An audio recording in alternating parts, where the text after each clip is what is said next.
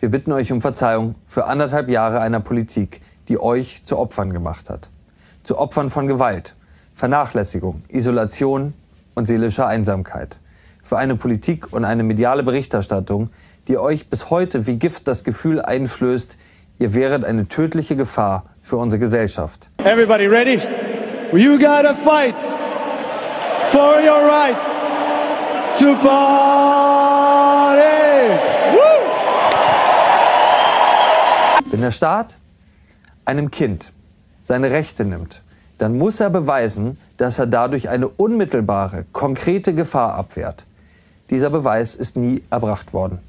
Ersetzt wurde er durch Propagandaparolen vom Kind als Pandemietreiber. Il est imbattable, il est encore là. Et il le fait d'ailleurs sans esprit de revanche, mais simplement avec délectation. Et c'est aussi jouissif de le voir gagner ce tournoi sponsorisé par Moderna que de voir Macron siffler dans le Stade de France. Ça fait partie de ces petites victoires. Alors, c'est pas grand-chose, mais on se dit finalement, oui, il y a une sorte de justice finalement. Et Emmanuel Macron va donc maintenant prendre la parole.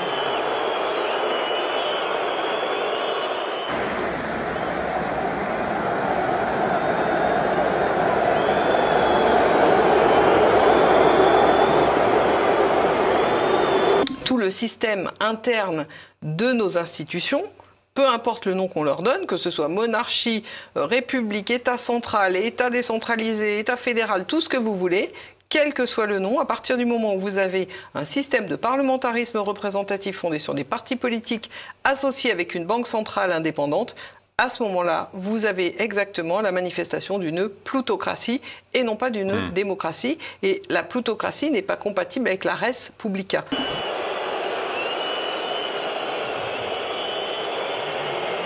Pour nous tous, pour nous Français, c'est une immense fierté. Ce crack, il est déjà... il est déjà en cours. Non, il existe déjà. Virtuellement, il est caché. Mais réellement, il est là. Donc en fait, c'est une course contre la montre. Entre le moment où ils ne pourront plus cacher le fait que le crack existe définitivement et que tout est fondé sur de l'enfumage collectif généralisé, sur de l'imposture financière et monétaire. Cette politique des sanctions de l'Europe est complètement folle et elle est menée par des gens qui trichent.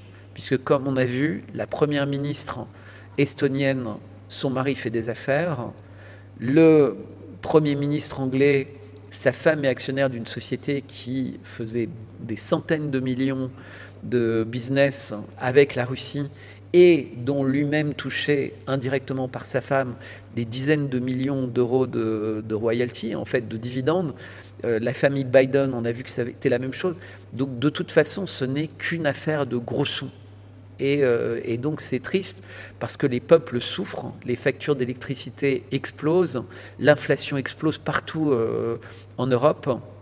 Mais pour un certain nombre de personnes, qui sont ceux qui prennent les décisions, leur fortune n'a jamais été aussi grande. Cette guerre des drones n'est pas très claire. Zelensky a dit lui-même qu'il s'agissait de porter la guerre sur le territoire russe. Et c'est effectivement ce qu'on peut constater. Ce qui est moins clair, c'est les objectifs qui sont recherchés. Parce qu'on attaque des villages, on attaque des populations civiles, on attaque typiquement à Moscou, on a essayé d'attaquer le quartier des affaires, etc. Donc on est dans un schéma qui ne vise pas à affaiblir l'effort de guerre russe, mais qui vise la population. Ponce Pilate, je m'en lave les mains. Voilà, tout est arrivé. C'est un désastre, voilà, on a fait ce qu'on a pu pour vous. Mais ça, j'en avais déjà parlé au printemps.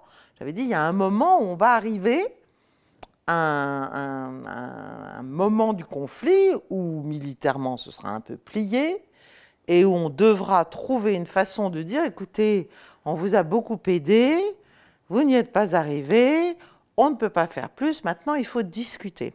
Quand on est la même action, ou plutôt une action contre une cible en Russie, a fortiori si ce n'est pas une cible militaire, ça n'est plus de la résistance. Là, on est dans le terrorisme. Il n'y a pas deux terrorismes.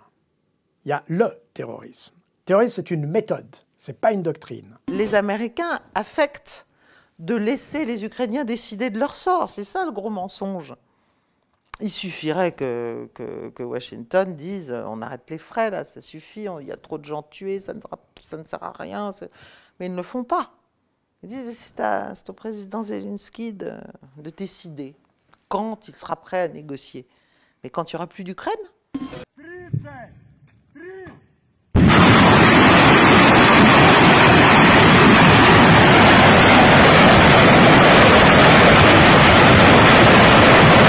Cette opération spéciale russe, c'est vraiment un révélateur aux yeux du grand public de la décadence en fait du continent européen et nord-américain. Et je pense que ça ne va pas se ralentir au cours des prochains mois, puisque ce qui se passe en Afrique, avec les pays africains qui, un par un, demandent aux Occidentaux de partir pour renforcer leurs relations avec la Chine et avec la Russie, montre dans quelle direction veulent aller les pays. Ils veulent une autonomie monétaire et ils veulent surtout la possibilité d'avoir une armée en leur sein qui va véritablement défendre le pays et développer leur propre industrie et choisir le prix auquel ils vendent leurs matières premières. C'est très grave de dire sur un plateau de télévision que le Maroc refuse l'aide d'un pays. Ah non, alors, si vous me permettez...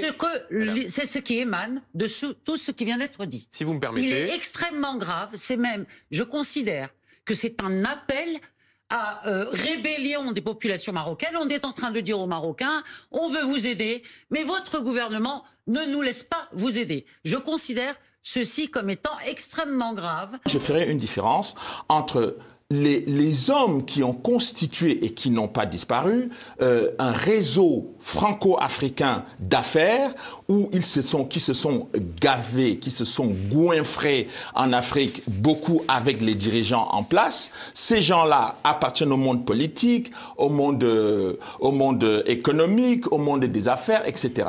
Et ce sont ces gens-là qui sont aujourd'hui, en fait, qui ont pris les institutions françaises en otage, qui font quasiment la politique de la France. Personne, ni les États-Unis, ni l'Inde, ni la Russie, ni tous les alliés, amis et même sans être amis dans ce genre de situation, qui ont proposé leur aide au Maroc, ne se sont formalisés de ce que le Maroc dise « Écoutez, ça va prendre un moment toute cette histoire.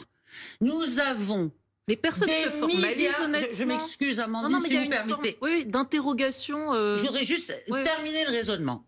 Si on se formalise, on formule une incompréhension. Le Maroc ne répond pas à la France. Non, ce n'est pas les faits. Cela ne reflète pas les faits. Le Maroc a remercié hier le roi du Maroc, dont d'ailleurs vous parlez de silence. Chacun s'exprime de la manière dont il veut. Il y a ceux qui gèrent leur pays à travers Twitter. Ah oui. Il y a ceux qui le gèrent de manière différente. Il y a tout le monde qui frappe à la porte des Africains.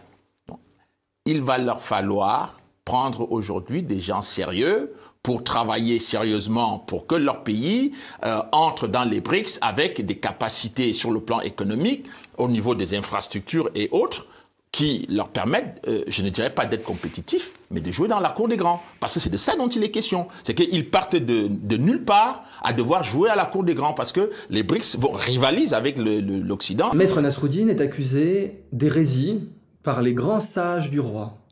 Alors, les grands sages du roi sont unanimes. Ils lui disent, c'est un hérétique. Maître Nasruddin qui comparaît devant le roi, et le roi lui dit, parle rapidement. Pression quand même. Mais bon, au moins il peut se défendre. Et Maître Nasruddin dit, j'ai qu'une question à vous poser, Votre Altesse. Demandez à tous vos sages ce qu'est le pain. Le pain, ce qu'on mange. Alors, très bien, ils disent, mais il est fou, Maître Nasruddin, il est fou. Alors, le premier, c'est un sage qui représente plutôt les armées. Il dit, le pain, c'est la soutenance, c'est la victoire du royaume, c'est la nécessité du soldat, c'est bon pour son moral, c'est quelque chose de nécessaire. Le deuxième, c'est plutôt le théologien. Il dit, c'est une bénédiction de Dieu, c'est une représentation de la manne, c'est quelque chose qui nous vient du ciel. Bon. Le troisième est un agronome, alors il dit, c'est quelque chose qui est fabriqué à partir de farine de blé à laquelle on additionne de l'eau et on y met des levures et du sel et ça donne du pain. Et on passe comme ça à travers tous les sages du royaume qui chacun ont une définition différente du pain. Et Moulay Nasruddin se retourne et dit « Votre Altesse, comment pouvez-vous faire confiance à de telles personnes ? Ils ne savent même pas s'accorder sur quelque chose qu'ils mangent tous les jours. Et pourtant, ils sont unanimes pour dire que moi, je suis un hérétique.